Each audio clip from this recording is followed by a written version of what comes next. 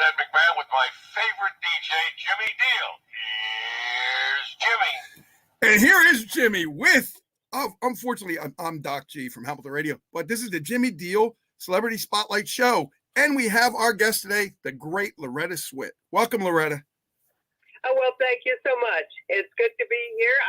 I'm going to make you real jealous now. I'm sitting in front of a roaring fire, cuddled up next to my little, I have a cat and a dog, and they're just loving the fire in the fireplace. And it's snowing, as you both know. It's blizzarding outside. So let's do it. Yep. Loretta, welcome to the show, first of all. You are an animal activist. You are a legendary actress. It's so nice to have you. Thank you for joining us today. I really appreciate it. You started acting at a very early age, right?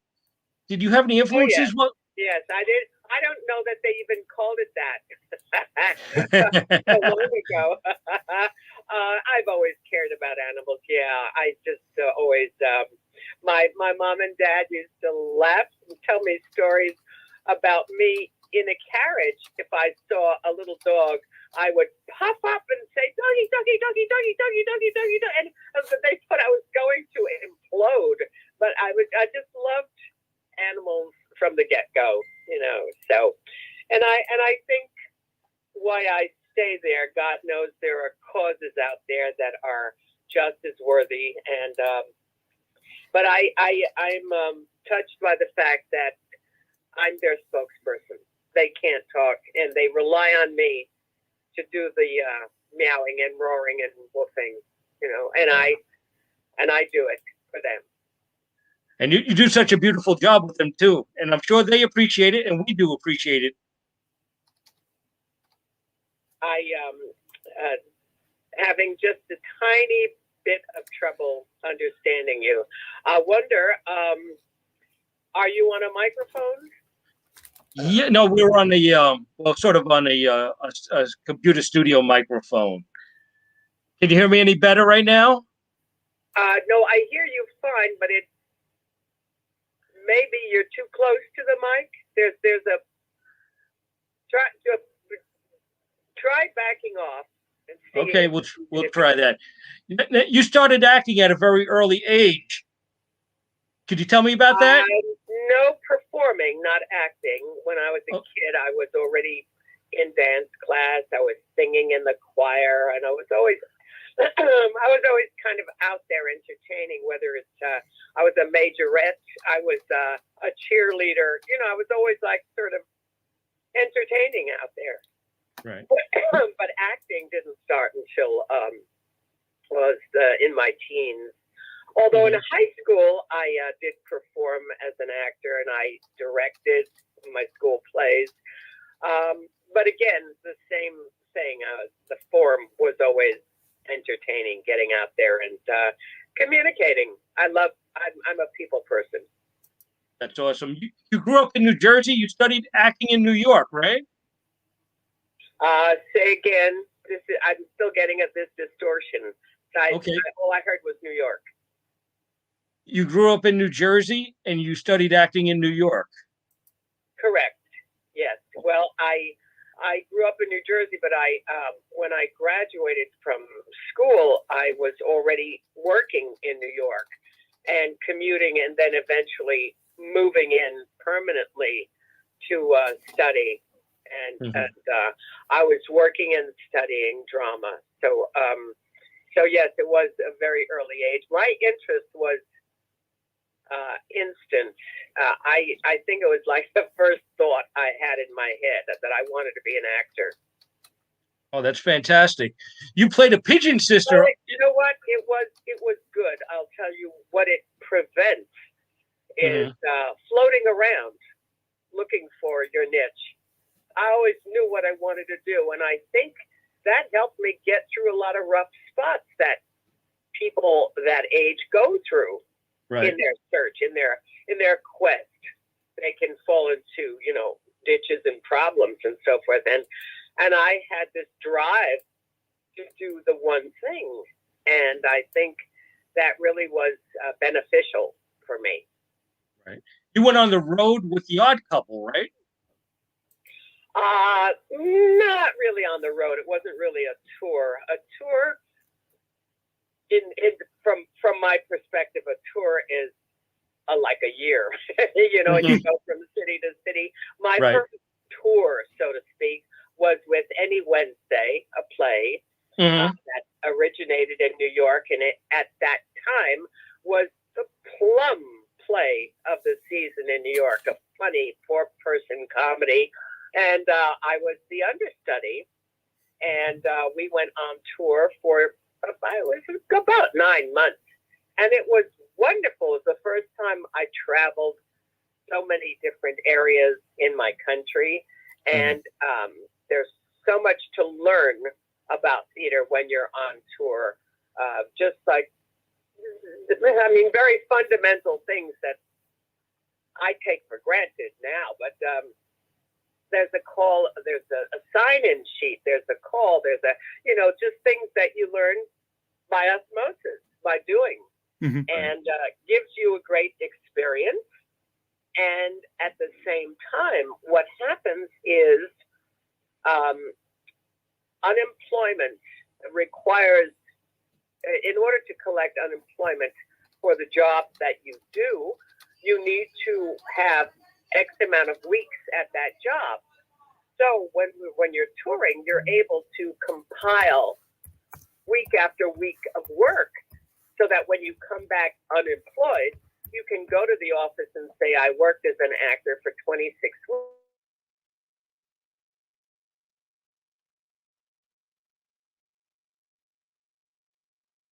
Doc?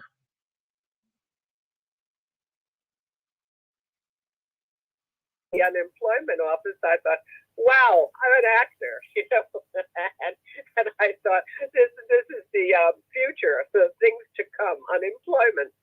But it's a very important thing when you're beginning, because you can give your full time aggressively to try to get work in the theater, and work breeds work. And so it's how your career basically starts. You become an actor by doing that. And so a tour, to get back to Odd Couple, I just did different odd couples, different sets of odd couples in different places, but it wasn't really a tour. But I've had some extraordinary odd couples. I worked with Ernie Borgnine and Don Rickles, and Shelley Berman and Dennis O'Keefe and E.G. Marshall. And all of these wonderful actors were my odd couples in various locations and performances. So I had a season in Florida, for example. We were booked in Florida, and that was initially Shelley Berman and E.G. Marshall. And they were tremendous odd couple, the great actors and very fit for their roles. And the next time I did it in California, and I met Ernie Borgnine and Don Rickles. And so those two were just amazing on stage. And for me, it was like going to class. It's a master class working with wonderful people like that. Right. Tell us about Hawaii Five-0 and your debut on television there. That was a wonderful experience, because Jack Lord was such a wonderful method actor. He cared so much for the quality of the show, the values of the show, and it was just wonderful working with him, because the first time I had this very heavy role. It had to do with actually the destruction of the island by this chemical warfare, this germ that a friend of mine had developed. He was a chemist, a scientist, and it was he was feeling very hopeless about changing the world or helping and ending war or whatever. And he thought, in his deranged way, he thought if he destroyed the island, it would make a statement, like stop warring, and that certainly would make a statement. And Jack implored me. He said you've got to talk to him and straighten him out to try to get him to stop his thinking and so blah blah. So it was a very heavy role, and it was wonderful. And Jack was wonderful. I just adored him. I found him so wonderful, almost a mentor to work with. He had such great knowledge of the craft, and would talk about what we wanted from a scene, and you don't often get that experience on television because, generally speaking, you don't have the time to give to that rehearsal process. And Right. Jack didn't care. He took the time, and we took the time, and it was wonderful. And the name of the memories are so strong. The name of the episode was Three Dead Cows at Makapu'u, and they were suffering from this disease. And it was a fabulous time. I think I did 3 episodes in Hawaii with Jack. Mhm. Awesome. What about Cagney and Lacey? I know you did the pilot. You were supposed to be in the show, No, right? Not getting you. No, say again slowly away from the mic. Okay, you did Cagney and Lacey. You were in the pilot.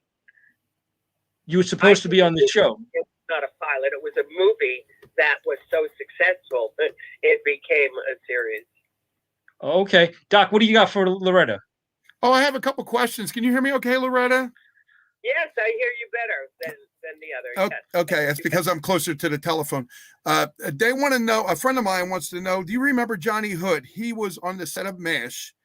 He was the transportation captain, and it was also his wife's dad. Johnny who? Johnny Hood? Hood, Hood? Yes. I don't remember the last name, but I remember a Johnny in transportation. Okay, that's him. That's So there were a lot of people that you only knew by Right. face and by first name. right. I got another question for you. My friend Deborah Milstein says she knew your brother and your sister-in-law, Marilyn. No, what's her name? Deborah Milstein. She's a good friend of mine. This name rings a distant bell. I think my sister-in-law may have mentioned her from time to time. Oh, wow. I got to tell her that. I'll talk to her Friday. Yeah, they were good. They were good friends, weren't they? I think. I believe so. Yeah, I know the name. So yes, she knows it. Well, Marilyn died quite a few years ago. It was a terrible tragedy. It was sudden. It was totally unexpected. She went to bed with a violent headache, and that doesn't sound like it's going to take your life. And she didn't wake up. She went into a coma. And it was a terrible tragedy. I liked her a lot. She was great fun. We ran around together a little bit, Marilyn and I. It was a great loss, and it devastated. Oh, And she Wow. So Deborah, I'm sure would have been around for that. yeah. She was involved. As far as I know, she was involved in the music industry, and she was doing a lot of stuff with the music company. So that's Yeah. probably how you know of her. Mm-hmm. So I wanted to ask you, with the cast of MASH, do you still talk to any of them or see them from time to time? That is such a laughable question. You're talking about my family. I know. I said to you, so if I said to you, so do you see your mother and father once in a while, or it's like a silly question. It always makes me laugh. We're a family. Oh, If anything, we've become closer and closer over the years because the separation, because we don't see each other every day. That's number one. You have to make an effort, to make the call, you do the email, and so forth and so on, and even in some cases get together. But the losses that we have suffered, the body blows of losing so many of our close brothers, and it's just it's just made us closer. It's just brought us closer because with each loss, you realize even more how much these people mean to you. Loretta, you were on 11 seasons of MASH, just you and Alan Alda. What was that like from the beginning all the way till the last episode? Well, it depends on how you mean the question. In retrospect, as I look back, or going through it, you mean how Going through it. At the beginning? Going through it. Going through it, he wants to know, yeah. Interestingly enough, I'm happy to say that there was an awareness that Alan and I both shared about the experience as it was happening. Very often, even if you're going through a really splendid thing, you don't appreciate it quite the way you do when you're looking back and saying, wow, that was wonderful, or there was this atmosphere, there was this understanding of how special that show was. We had these incredible writers, and the producers were their values were set so high, and everybody tried so hard to do their best. And obviously the result was spectacular, and you were surrounded by this excellence, and you couldn't help but be aware of how special it was as you were going through it.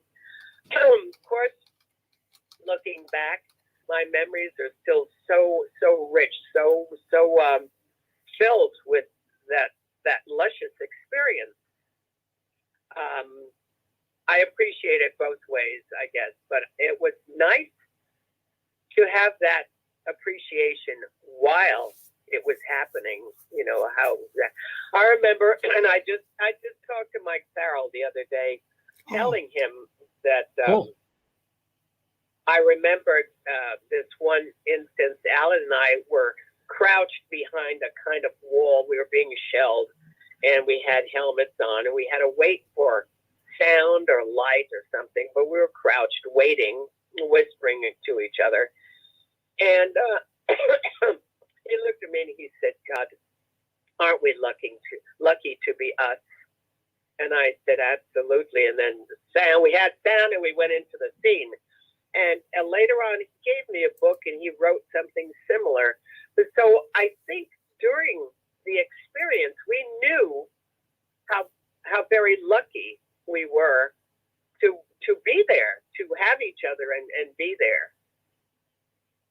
So does that kind of cover your question? Absolutely. Also, we have a question from a listener, Gene in Point Pleasant. He wants to know about your relationship with Harry Morgan.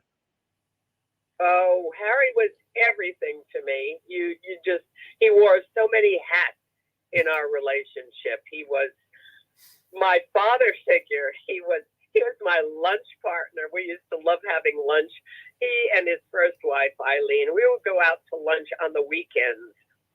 That was I'm digressing, but it's so sweet. My memories of that happening is so strong. There was this place on Sunset Boulevard called Scandia, and Harry just loved it. And so we would go there, excuse me, for lunches, and long lunches. Harry and I both loved our wine. And so we would see each other a lot on the weekends as well, or they'd come to my house, and I love to cook. I'd prepare a meal, and but he was the guy I'd go to with a problem. So he was sort of like a confessor, a psychiatrist, a brother, a big brother. Yeah. He was so major in my life. No, I guess he was the colonel in my life. But anyway, and you know what? He was everything to everybody. Yeah. We all loved each other, but if you had to take a poll when there were 6 of us, let's say, and you came and said, "Who's your favorite?" Everybody would say Harry, and nobody would be jealous. Wow. Harry was our guy, our main guy. When he came in, I loved Mac, I loved McLean, but when Harry came in, he brought in with him a whole different spirit of gravitas to the 4077th. He was a different kind of commander, certainly, than Mac. He was more in charge of us, let's say. And Mac, we kind of just walked all over him, but he was wonderful in his way. Wow. The same thing happened with Mike's coming in, and David was also adding a different note to the orchestration, and it was truly a miracle of casting and a miracle of performance on the part of these actors. These actors were, it doesn't get better than that. They were wonderful. They occupied those roles in a way that directors would come in and say, "Well, I can't tell you what to do." We're just, they would just map out the scene, where we're going to stand and what look they wanted, and so. But no director ever said, "I would like you to do this." The character would do this. No, because we were them. They were, that's who we were. Right. But Harry was such a great guy, and so bright and funny. And a raconteur, he would tell us stories, because again, he had the history of, I don't know, maybe 100 films. He did 8 or 9 television series. He just knew the work. He knew, and he always saw the joy in things, the fun in things, and that's what made him, I think, so extraordinary in his performance as the Colonel, because he had that balance. He was able to see, we've got to laugh to get through this terrible experience of the war. Of course. And of the OR. And so he was a very, very special guy, and we were just so blessed with having him in command. Loretta, where did they film MASH? Obviously, it was not in Korea. Right. Obviously, the commute would have been a killer. Absolutely. It was 20th Century Fox Studios in Beverly Hills, or Century City, and those were the indoors. We had a stage 9 was our big set, and then the outdoors were in the Fox Ranch. It was called. It was in Malibu Canyon, and part of it, I think, was the set left over from Planet of the Apes or something. I forget. Really? It was like some of the hills, but the movie, I think, part of the movie was shot there. But I've been to Korea. Jamie served in Korea, which people don't always realize. Really? The terrible thing in that war was where we were. The climate in Korea killed you. In fact, it did. The things that were most deadly during the police action was frostbite, killed more of our troops, snake bite during the summer, and then the war. Mm-hmm. But I think that's an interesting statistic for people to realize that the climate was so severe that we were dying from it. It's just so many things that were so touching and that I think we tried to show in the series. But those brave guys, you know, I do cameos. I don't know if you're aware of the cameo industry. Are Yes, you? We were both absolutely. aware of it. Yeah, we didn't know you did it though. Well, That's good. I did one the other day. It was a birthday, 90th coming up for a vet from Korea, and it's wonderful for me to be able to have that kind of outreach, welcome him home, and share memories about the weather, the climate in Korea, and thank him for his service and for surviving the weather. But it's there are interesting facts about what happened on the series that people are not necessarily aware of. I mean, deep fans are not aware of. The women, for example. Every woman, well, in our show, representing every nurse there, was a volunteer. A lot of people don't recognize that. They don't know that. Right. Those women portrayed in our shows were volunteers. They were not drafted. There was no such thing in the 50s. Those women volunteered to serve in that climate and doing that kind of work, as we showed you in the OR, standing, you know, in blood from kids who were barely shaving. So it was horrific.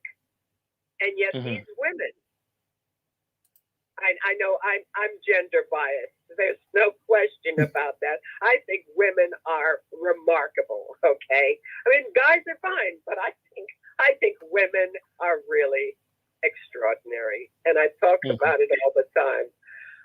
But there they were, these brave, courageous women serving in Korea as a volunteer. I volunteer to do that work.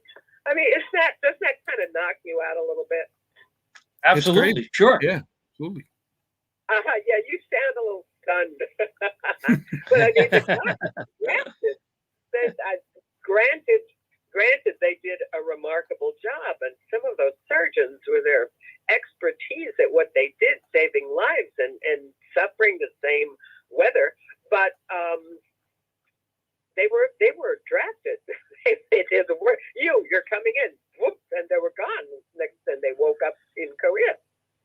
But not the women. The women said, "I will do this thing," and I'm very proud of them. So awesome. Yeah, that is awesome.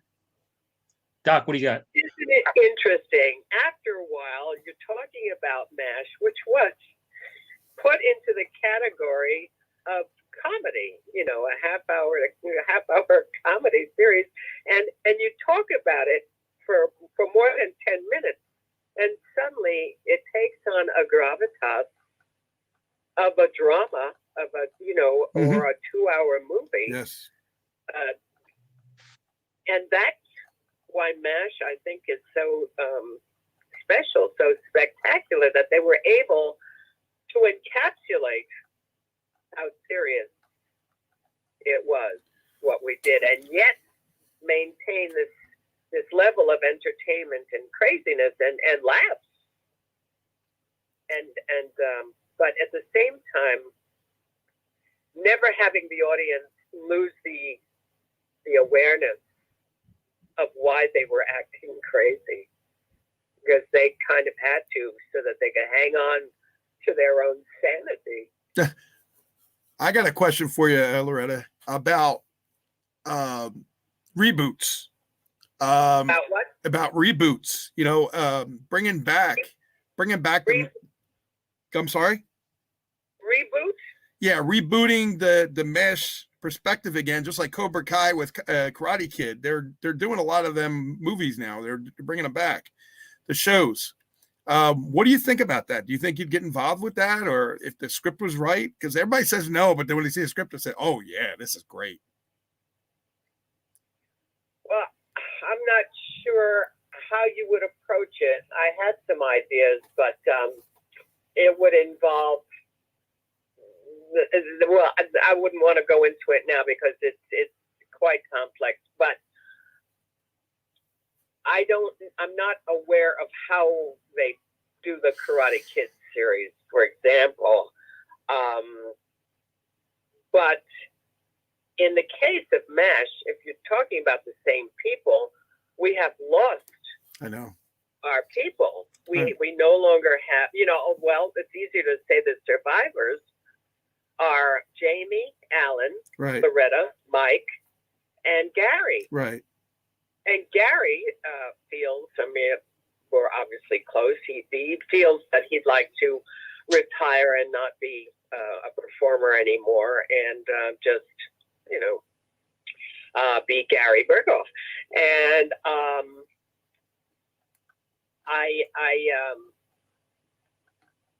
you have to keep in mind that, let's say the guys were in their 30s.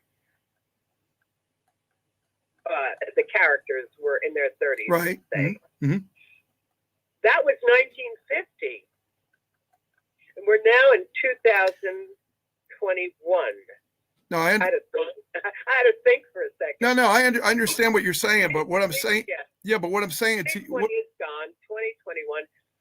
So you'd be talking to who? I mean, so this bringing back, unless the idea of the show, the idea of the MASH show, bringing back with another generation. I know that if I asked the people, they would say, "Oh yes, there's nothing been like MASH." A whole different crew, like they did in Right. Hawaii 5-0. Right.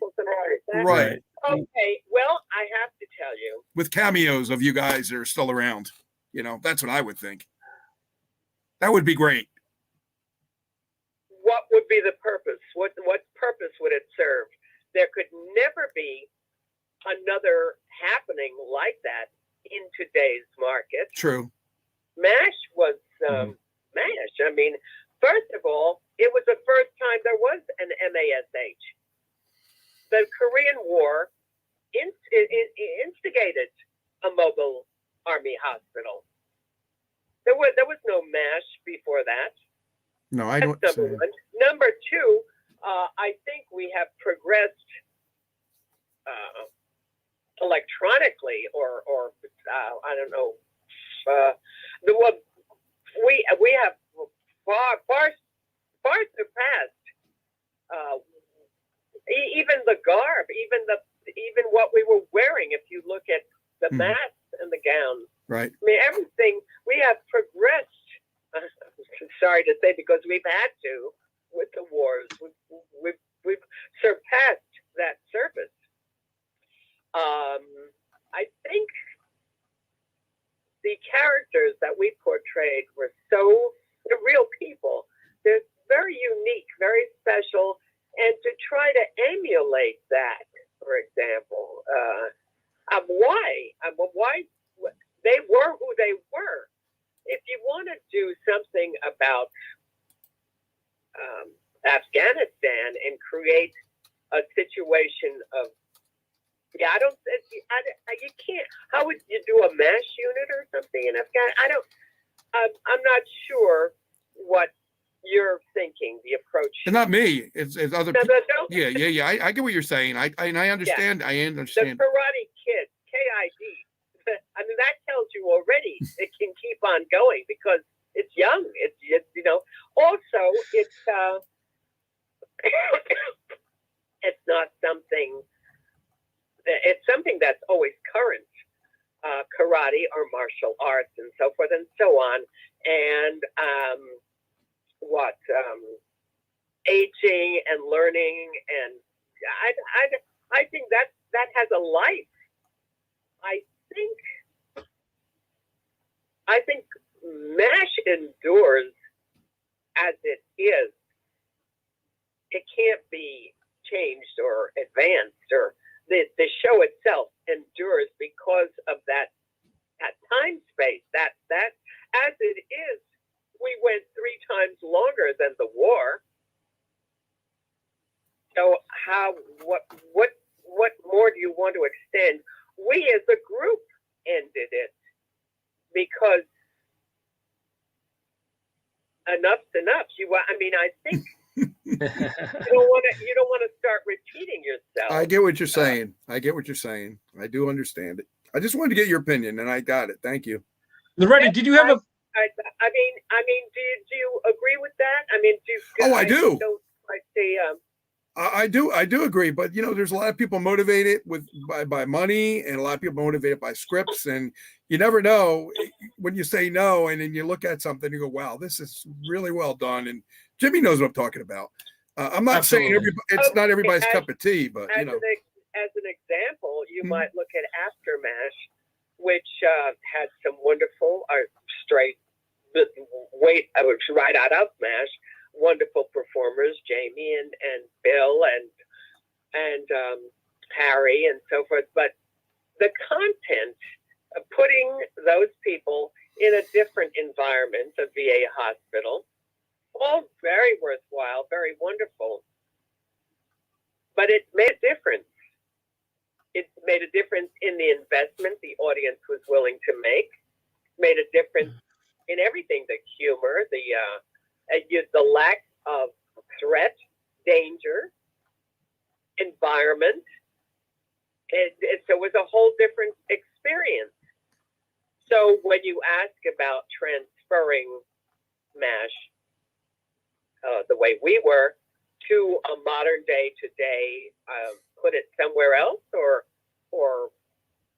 I don't know, it would be a different thing. You can't even use MASH as a model because you had these elements that were very special. We were close to the front, yes, and we were in a country, as I already noted, with killer weather elements. We were the women, for example, have a whole different experience in wartime and in military now. Things have changed and grown, and we have to, as the arts must grow with that and not try to, I think it's wonderful that MASH still has a life on MeTV, for example, or I think it's wonderful that it's still relevant and has this following, this kind of global family of MASH that supports and loves the show. And I don't think you can emulate or tamper with that in any way. Of course, just my opinion. But like, I don't know how is Hawaii 5-0 doing it? Is it a success, or I don't know. You know what? It was a success, but it's already out of production, so it's already off television. I mean, it's just on in reruns. I didn't get that. I didn't get a word of that. What was said? It's already out of production, so they're already done with it. So that it's already off television. It's already off television. Nothing is clear. Nothing's coming in clear. I'm so sorry. Doc G, can you relate it? Yeah, I'm going to relate. He said it's already off television. They're out of production with the show, so we really it's on in reruns. Yeah. Are they finished? Yeah. Okay, yes. So let me then point to that as an example. As not even an observer, I never saw the show. Neither have I. If you don't have the headmaster like a Jack Lord, everything he did, you took seriously. Jack, I have to say, speaking as an admirer, I loved him. He had such integrity. It could have been continued on another person. I mean, he just cared so much. He had such values. I'll give you an example. He would not smoke as a character. He did not want any young mind watching the show, admiring him, lighting up a cigarette. He said, that's not the example I want to put out there. And Jack smoked. Oh, did he really?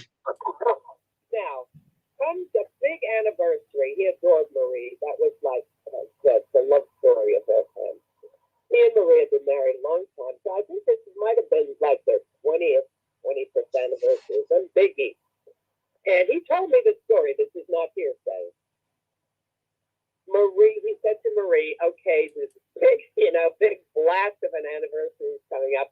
You can have anything you want, sweetheart. Absolutely anything. And he said to me, I was waiting for I'd like a white Rolls Royce, or I want you to take a month off and let's go around the world on the QE2, or, I was waiting for whatever. And I told her, whatever, you have my promise, whatever it is, it's yours for the anniversary. Mm-hmm.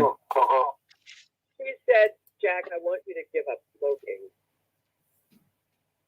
And he said, are you kidding me? She said, I don't want to outlive you, Jack. He said, I took an unused pack of cigarettes out of my pocket, balled it up, threw it in the garbage, and stopped right then and there. Wow. Just like that. Just like that. When cold turkey, boom, he had made his promise. He was so overwhelmed by the fact that that's all she wanted. Right. He was like ready to buy an island or something. And he said, I have not had a smoke since. So that's my Jack Lord story. I mean, that is, for me, the quintessential Jack Lord. Loretta, did you have a favorite episode in MASH? So you don't have a person like that at the helm of a show called Hawaii Five-0. And people get that kind of power, got that kind of power from him, that kind of substance, that kind of humanity, that kind of strength and so forth. And it was a great kind of assemblage of the cast, Danny and Kono was it? I mean, and they used the beauty of the island really well. And I just think that people turn in for a reason. They whatever their education, they're drawn to something. Not only aesthetically, but emotionally. Jack gave them what they needed to believe in. And if you can use the same setting or the same setup, but if you don't have certain things there just built in, he wasn't acting. He put his whole self into that role. Right. Well, Loretta, I got another question for you. What was your favorite episode of MASH? My favorite episode of MASH? Of what? Of MASH? Yeah. Did you have a favorite episode? I have many. But I have to tell you, there was something special about every single one of them. And Yes. you're talking about over 250. So it's difficult. It's like if you have five kids. Right. And you're the mother, and so who's your favorite kid? Are you kidding? I know. It's a hard question, we know, but people are going to ask. Very, very difficult question. Yeah. I loved mostly, I would say, the outstanding episodes, let's say, for me, are the ones that most revealed her character, whether it was like Father's Day. She was trying always to be the soldier her general father never had. She was the female, the only child. And, there was a lot of pressure on her to try to keep her nurses together and safe and to try to be a major. They promoted them quickly in that kind of situation. She was no more ready to be a major. She just pushed herself, tried to be. That's why she was so tough. She was trying to pull it together, trying to keep it together. She was trying to be the son for her father.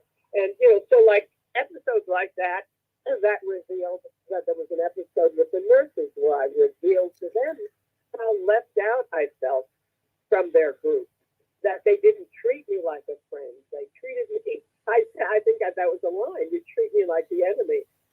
And it was lonely at the top.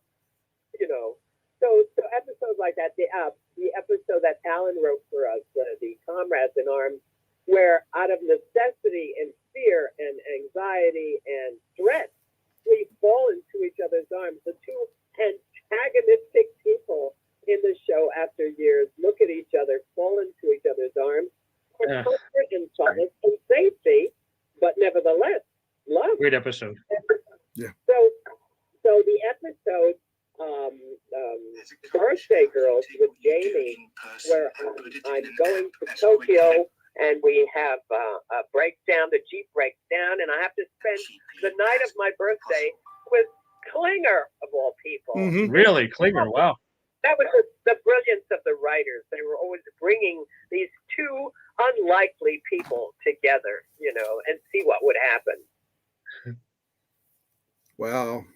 Jimmy, did you have a favorite episode? I know I had a favorite episode. I had many favorite episodes. There's just too many to count. Loretta, can I ask you about your book, Sweetheart? Sure.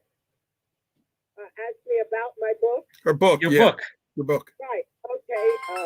For everyone listening, I have a website, SWIT, like my name, SWIT, capital HEART.org, and you can find out a lot about my book. You can even buy one. It is an art book, essentially, with anecdotes and ending, of course, with a huge, not mine, but a beautiful painting that was given to us of the group for the, I think, the 10th anniversary. So that's there, and I'm able to write an homage to my family of MASH. But basically, it's an art book that kind of chronicles my activism in the environment and the animal world, and I love it. I loved every moment of writing it and painting those paintings. It's mostly animal paintings, of course. There's some florals, but Right. mostly it's cats and dogs and a couple of porkies, some I'm trying to think, goats, So, but it's Dugal is a beautiful technician company that does beautiful reproductions, and they do my artwork. They do graph, reproductions of my art, and they're the best.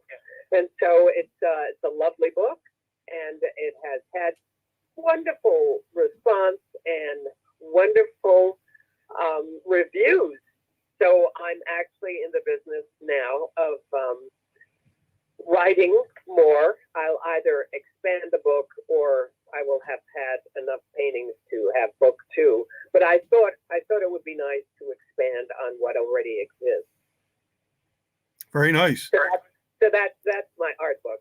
Very nice. I do tend to answer too much. I go on and on. No, that's fine. That's fine. I just had another question for you. When your series started coming out with MASH, did you ever meet anybody from the movie that played your character, Hot Lips Hooligan? Was it Sally Kellerman, I believe? First of all, slow down. It's not hooligan. It's hooligan. Houlihan. I'm Houlihan. sorry. But she was a little hooligan. Sally and I have been friends for years. Oh, Yeah. We're not. We don't compete. We enjoy each other. nice. We've done autograph shows together. They put us together signing autographs. We're comrades. It's but let's see. I don't really know Elliot. I've met him, but like hello, how do you do or something. But I never met Donald. No. I did a movie with Tom Skerritt, who is also in the movie MASH, Right. I believe. Yep. Met Duval. I mean, I've met some of them, but don't really know them the way I know Sally's friend. Oh, really, really cool. You caught what I said because I did that on purpose and wanted to see if you catch it. Oh no! Well, I love Hooligan. I love that. It's kind of conjures up Houlihan, yeah, I get it. that little army brat that I believed she was. Right. Right. You know, she was a little hooligan. She was. I loved her spunk and her intensity, her passion. She was is such a passionate character. She cares too much about things, you know, and she goes overboard. She's a too much person. She fights hard and loves hard and always the wrong guy. But, you know, I think, but it made her very interesting and very, very wonderful in terms of playing that kind of character. She had so many colors and so many surprises and passion. Yeah, I loved her passion. Yeah, was she fashioned after your mother? There was a lot of that. Of course, there's a lot of my mother in me. My mother was very resilient. Mm-hmm. She was very tough, very street smart, tough, resilient. She had incredible artistic taste. Like I'd watch movies and stuff with her, or she knew exactly when to turn the dial. You know, that this is terrible, turn it off, let's find something else. She could not define what made it bad, but she knew it wasn't good. So that kind of instinct. And I remember, well, she loved driving Miss Daisy because she was so close to the character. But we watched a medley of films that day at my house. I had DVDs or whatever. And I said, what was your favorite? And she said, well, of course, driving Miss Daisy. I said, well, as always, Mother, you have impeccable taste. She won an Oscar for the performance. And he was nominated for Best Supporting. And my mother quickly said, he should have won. He's the one. Now, as an artist, I cannot agree more. I thought that really is a remarkable performance. And but anyhow, so yeah, there's and my mother had a lot of passion. Yes, right. But she was also sometimes very touching. But the thing about I thought was the most like hooligan, most like her, was my mother sometimes could be very funny, but not know it. I mean, she wouldn't be meaning to be funny. And I think Margaret, they wrote a little like that, a little bit of like that, you know, for Margaret. Like, for example, there's a line that I've always remembered because it's so funny, and Margaret is not meaning to be funny. Hawkeye's after her to let loose on some of her hurt, and he's after her to say, you know, relax, calm down, don't choke up with this pain that you feel. And she says to him, will you leave me alone? You're always trying to get into my head and there's nothing there. That sounds like she's saying, I'm empty-headed. She's not really saying that, but that's what comes out. And it's funny. You're always trying to get inside my head and there's nothing there. And so my mother would say kind of things like that. She also was the malaprop character who always said things wrong. We were driving up to my house one day, and I pulled up my remote to open the garage door. Now, my mother looked at that, and she said, oh, your brother has a clipper like that. And I said, it's not a clipper, Mom, it's a clicker. She said, but you knew what I meant. And that was her favorite argument. And you could not argue back because what she was saying is, I'm communicating. Whether I mispronounced it or made up another word, you knew what I was communicating, and that is an art. so without saying all of that, that's what she did. Wow. So I don't have to get it exactly right, but you knew what I meant. Right. So don't criticize me, And I think you're always trying to get into my head, and there's nothing there. Is a kind of, my mom would say something like that. So, but she was very, very touched by Margaret. My mother was. Oh, she So cool. She called me the day after the nurses episode aired, where I confronted the nurses and told them how I felt, and had to kind of choke back my tears while I was telling them, because a major is not supposed to reveal that kind of emotion to her nurses. She's not supposed to show them how brokenhearted she was, that they felt no friendship towards her. And so my mom called me the next day, and she said, I started to cry watching you. She said, suddenly, you were not my daughter anymore. That was Margaret. And she said, I felt so sorry for her, that she was so lonely. I mean, it was an amazing thing to hear from my mother talking about a whole nother person. She wasn't talking about Loretta, she was talking about this person, Houlihan, And so, so those, I think, are the similarities. Well, I got a response from one of your fans. It says, "Hi, Loretta." Christopher T says, "My mom became a nurse because of your portrayal of an Army nurse on MASH. You were an inspiration to aspiring nurses everywhere." You have to know right here and now that makes it validates my entire life. Yep. There you go. How enormous that is. My whole life. It's validated. Making me cry. You're making me cry. by people, by women telling me how I influenced a major decision in their lives. Yep. Do you know how that makes me feel? I mean, so cool. I can't. I don't have the words. How overwhelming that is. Thank you for that, though. Thank you for that for your fans. Thank you for that for the nurses everywhere. And, just amazing. That's all I can say. It's amazing.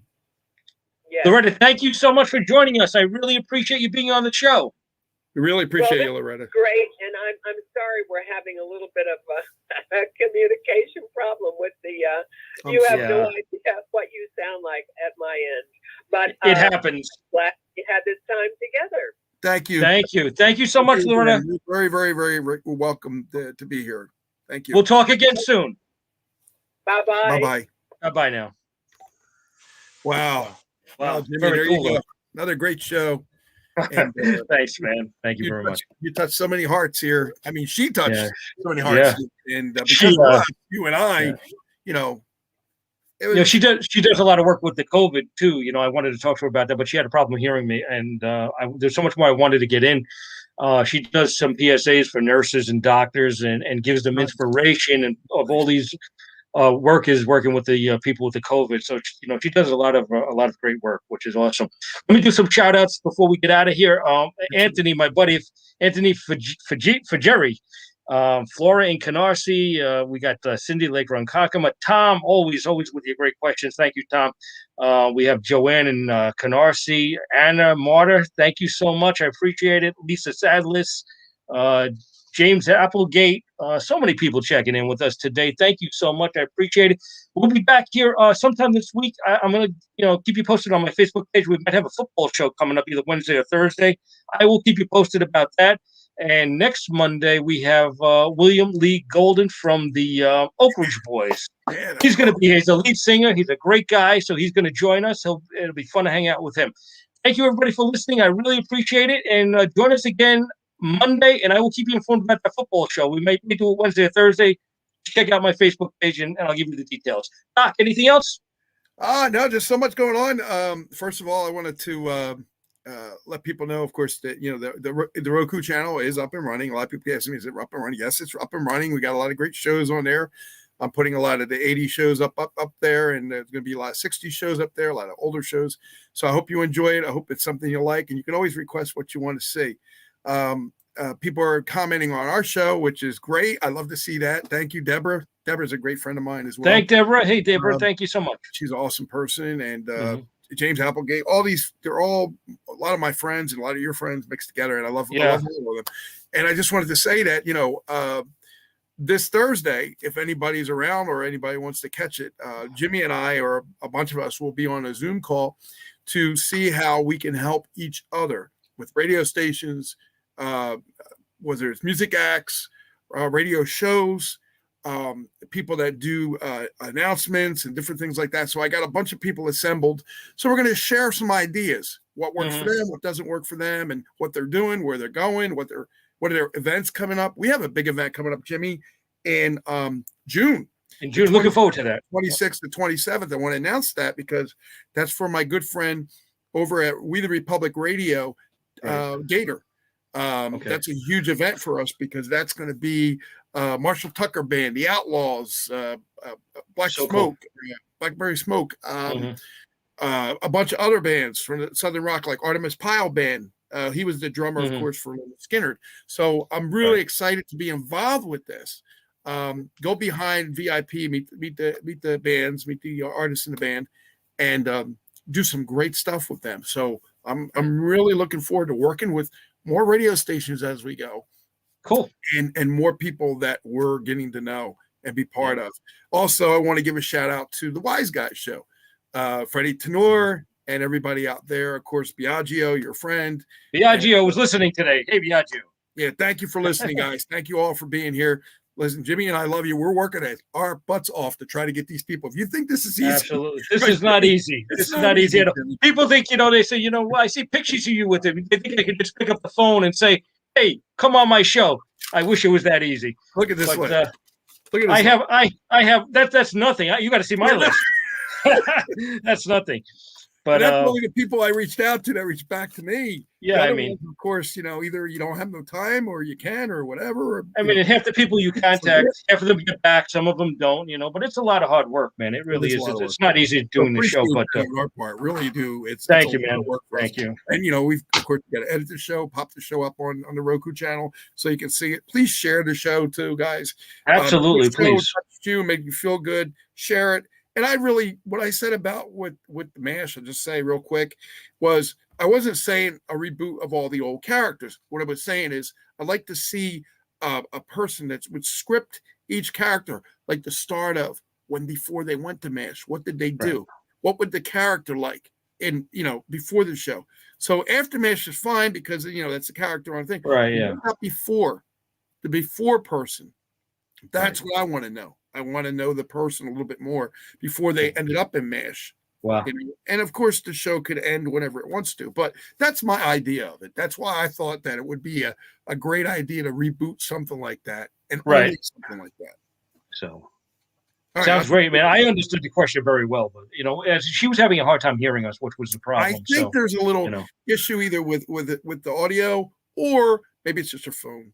Yeah, it could be. Who knows? Okay. Well, we'll check you out during the week. Thanks, everybody. I appreciate you listening. Bye, everybody. Thanks again for listening.